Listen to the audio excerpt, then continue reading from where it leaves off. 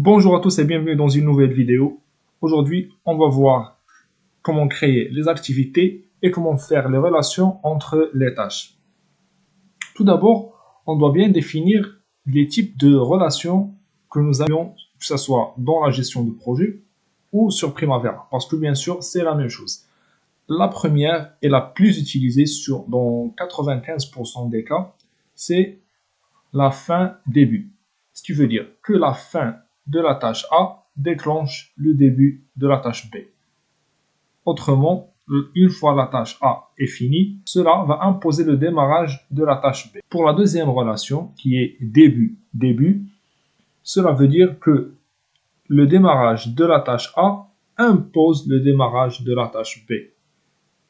Ou autrement, la tâche B ne peut pas commencer si la tâche A n'a pas démarré. La troisième relation qui est fin-fin, ce qui veut dire que la fin de la tâche A impose la fin de la tâche B.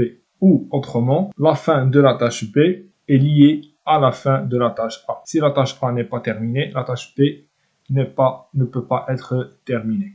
La relation fin-fin, elle n'est pas souvent très utilisée, je dirais dans des cas 5% à 10% au maximum. Alors, pour la quatrième et la dernière, c'est début-fin, ce qui veut dire que le démarrage de la tâche A impose la fin de la tâche B. Ça, c'est rarement utilisé, mais peut être utilisé dans quelques cas spécifiques. On peut dire que le démarrage de la tâche A doit imposer la fin de la tâche B pour que les deux ne soient pas en cours en même temps. Alors, on va voir ça directement sur Primavera. On ouvre notre logiciel. Voilà, on a notre projet que nous avions créé dans la vidéo précédente.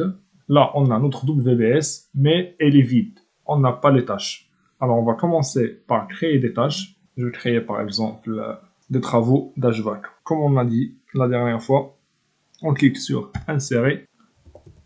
La pause DCTA par exemple, pause de centrale de traitement d'air. Une deuxième tâche qui est la pause des armoires.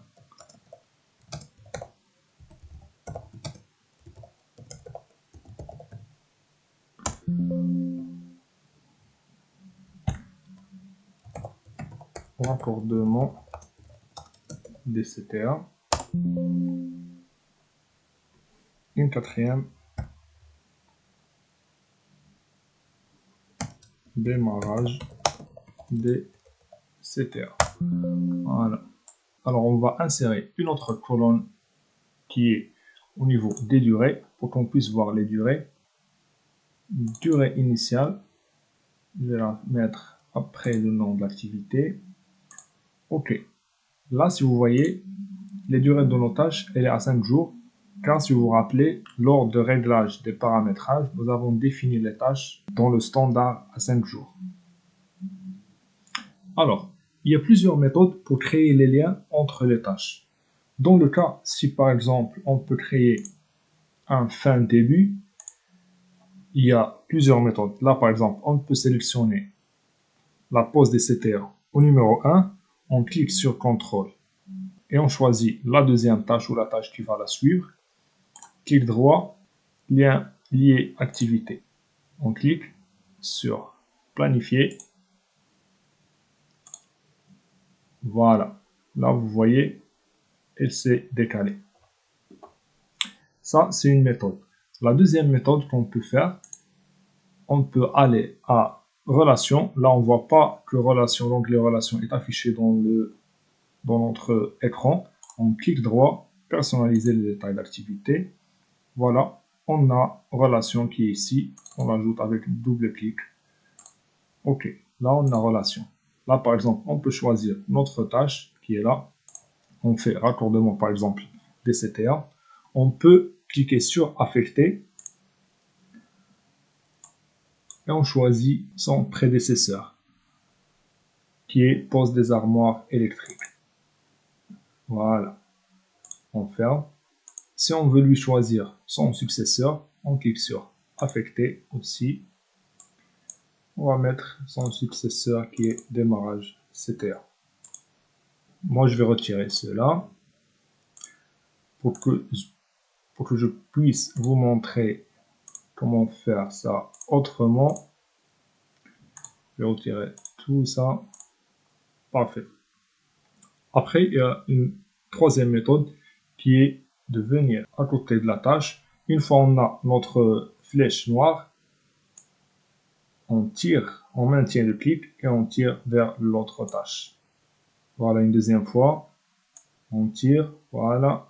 Et soit on choisit que ça soit de ce côté-là, si on veut, par exemple, fin, ou par exemple, là par exemple, moi je vais enlever ce lien et je vais le mettre comme début. Je viens ici, au début de la pose des armoires, et je tire vers le début des raccordements DCTA. Et je mets le raccordement DCTA lié avec le démarrage. Voilà, on fait planifier. Parfait. Là, je vais changer les durées. Par exemple, pour la pause DCTA, je vais mettre 10 jours, pose des armoires électriques. Je laisse sur 5. Le raccordement, 20 jours. Le démarrage du CTA, 25 jours. On clique sur planifier. On va voir que tout va se décaler. Alors, il y a un autre point qui est très important entre les relations, c'est ce qu'on appelle le retard. Le retard, il y a deux retards. Il y a un retard positif et un retard négatif. Ce qu'on appelle le retard positif, c'est quand on ajoute une valeur positive au niveau de retard ici. C'est quoi la différence entre une valeur positive et une valeur négative? C'est ce qu'on va voir. Là, par exemple, si je mets un retard de 5 jours avec une valeur positive. On clique sur planifier. Vous voyez, là, on a une marge, la fin des raccordements de CTA. On attend 5 jours et on démarre les CTA. Et si, par exemple, je mets la pose, par exemple, des armoires avec une valeur négative de 5 jours avec la pose des CTA, entre la pose des armoires et la pose des CTA. Clique sur OK, planifier, voilà. Ce qui veut dire, c'est qu'avec la valeur négative, on lui dit que avant 5 jours de la fin, tu commences la tâche qui suit.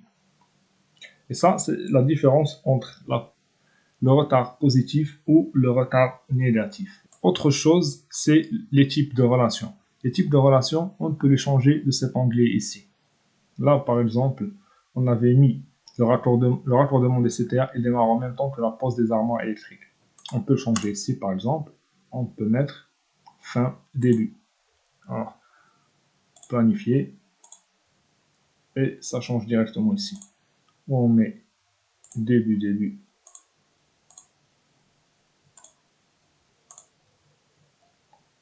Voilà, on est arrivé à la fin de cette vidéo. Aujourd'hui, on a appris à comment créer des activités, comment faire les liens entre les tâches de l'activité et comment faire les retards. Je vous remercie et on se voit dans une prochaine vidéo.